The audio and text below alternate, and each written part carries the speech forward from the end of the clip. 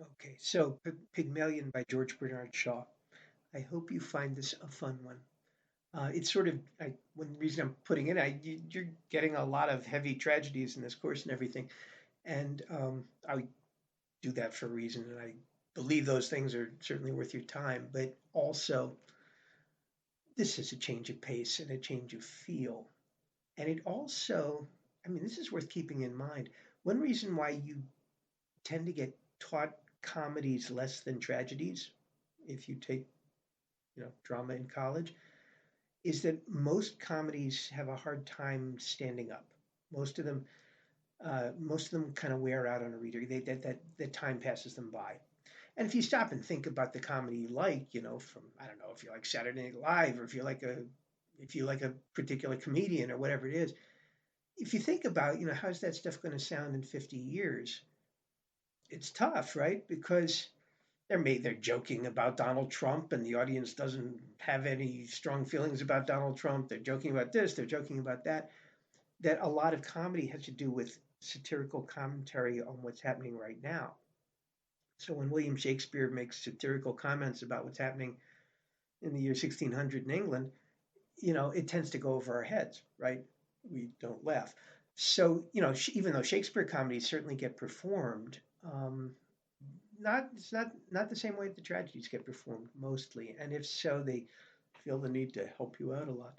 So it's not that comedy can't last. Some comedies have lasted, but it's a steeper hill than for tragedy. Because tragedy, things like loss and death and destroyed love and things like that, that stuff doesn't change so much. But the sort of stuff you might be satirical about as a comedian changes a lot.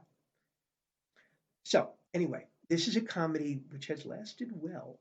Okay, it's not as old as Shakespeare by any means. It's more probably the late 1800s. I should look that up. Anyway, why it has lasted, why I think it still works. You'll find out if it still works. I mean, part of the idea of this talk is to help lower a couple of barriers that might get in your way. This play also, I mean, it was made into a successful movie. It was made into probably one of the most successful Broadway musicals of all time. This is the source for My Fair Lady. When it came as a movie, it won Best Picture, and I think most people who pay attention to the musical theater would call it one of the five best musicals ever made, and a lot of people would put it at number one. I'd put it at number one. Of course, that can be a matter of taste. Anyway, and we'll hopefully we'll do some stuff with talking about how this play turned into a musical.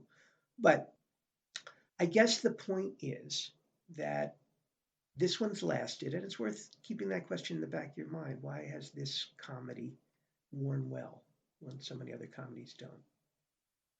Okay.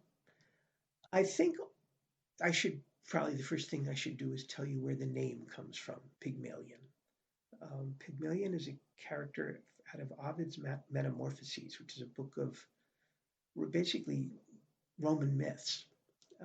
You're used to Greek myths, and there's a lot of overlap between those and Roman myths. And Ovid was a Roman writer, and so he wrote this book of like fairy tales, kind of. And one of the fairy tales was about a sculptor named Pygmalion. And my understanding is the way the story goes, Pygmalion had some bad experiences with women and decided he wasn't going to ever do that again, man. He wasn't going to open up. You know how that goes. Some people get that way, right? And so he was not going to open his heart to a woman again.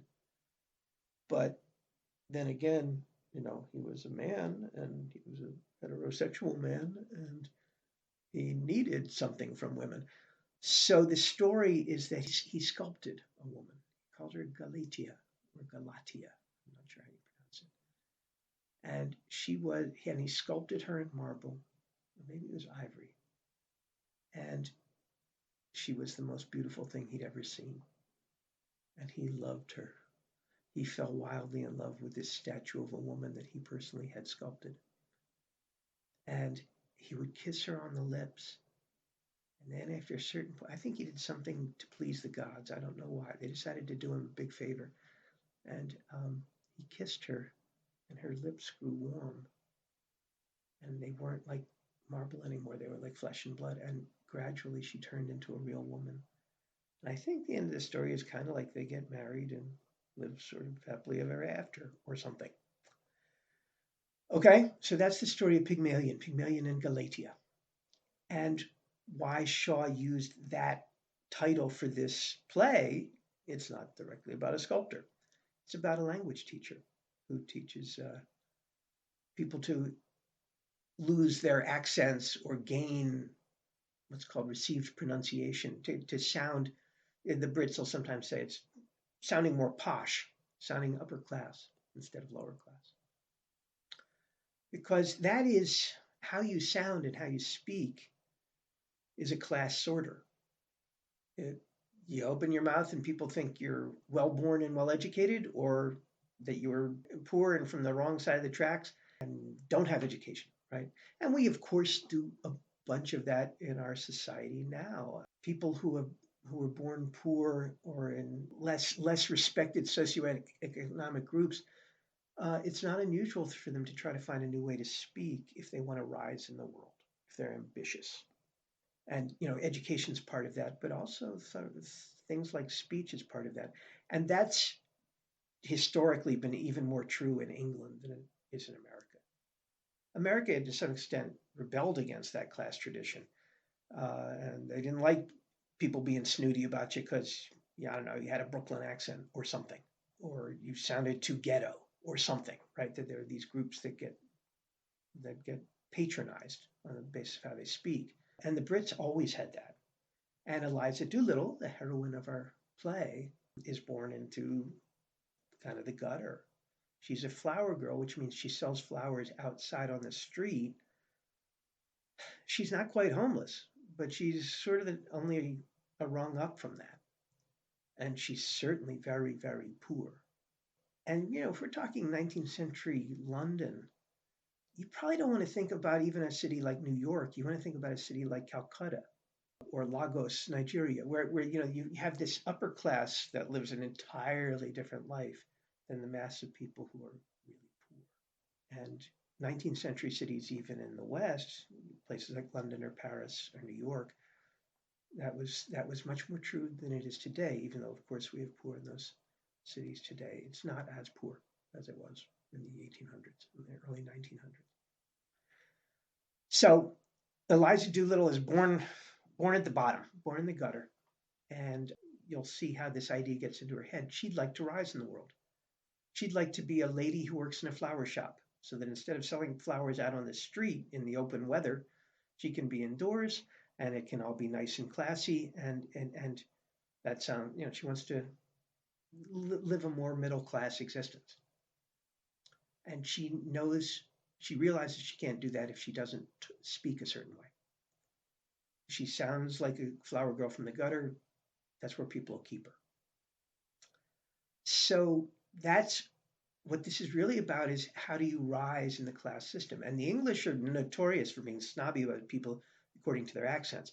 So even if you've been to college, if your accent isn't quite right, you sound like you haven't been to the best college. There's all these gradations. And I think there's even some of that today. I don't think that's completely gone. And so when you take a metaphor like Pygmalion, someone who changes someone else's speech and also manners becomes part of it, kind of recreates them, turns them into a new person. And that's a funny thing to do. I mean, in some sense, you might be doing it to benefit them. You want to help them rise in the world. But anybody who ever has risen in the world knows that there's a mix of things that go into that. In one sense, yeah, it's a great thing. You're not cold and hungry and poor anymore. But on the other hand, you've left behind the people you know, the people you were close to. You've separated yourself from your roots. And that there's a melancholy aspect to that. So that's Eliza Doolittle's situation if she's going to rise in the world. And then there's the person who helps her rise in the world. There's the sculptor. There's her language teacher, Henry Higgins. And he's a whole other story. And you'll see that's a famous role. People have been killing in that role forever. Rex Harrison famously did it in My Fair Lady, and it became a signature role for him, and he won the Oscar, and it was, it made him a star. But he's not the only one. Whenever they revive Pygmalion or My Fair Lady, whoever's playing Henry Higgins has got a big leg up. It's such a juicy part. Also, the part of Eliza's father, Alfred P. Doolittle, which is always a supporting part. That one tends. If you can't steal a scene as Alfred P. Doolittle, you're not much of an actor. I'll tell you, because he turns Higgins into a straight man. Anyway, so that theme of recreating someone, turning them into another person by helping them with their speech and language, and what that entails, and what the price is, and and then the relationship between Pygmalion and Galatea gets kind of complicated too. I don't know if you've ever had, well, maybe to some extent, if you've had a coach who was making you into a better player, or a parent who was very demanding, if you've had this very demanding person in your life who was going to make you do your best whether you wanted to or not, darn it, then you might catch an echo off of this relationship. And what's good and what's bad about it. You hate that person, you love that person, you're grateful to them, you're resentful to them, of them. All of that stuff comes in, and you'll see it in the play. So, Pygmalion is the metaphor that Shaw used for someone who is changing another human being. And in the English class system, that had a lot to do with changing how someone speaks. One thing in the early scenes when you hear Eliza talk and you'll see spelling that looks bizarre and it's like, what is this supposed to be? That's Shaw's attempt to render the Cockney dialect. Cockneys were down and out people in London, lower class people in London. Some of them worked, some of them didn't. But a Cockney accent identified you as A, a Londoner, and B, poor, at the bottom end of the social scale. So when you see that weird spelling, that's Shaw trying to transliterate Cockney dialect, just so you know. And if you can figure out what she's probably saying, after a while he kind of gives that up. But you'll also know she has different speech patterns. She has very different speech patterns at the beginning of the play than at the end of the play. And it isn't only pronunciation, it's also vocabulary choice and things like that. And then, of course, there's more to it, right? Because if she's supposed to pass as a lady, it isn't only how she pronounces her words, it's the words she chooses. Because ladies speak one way and not another.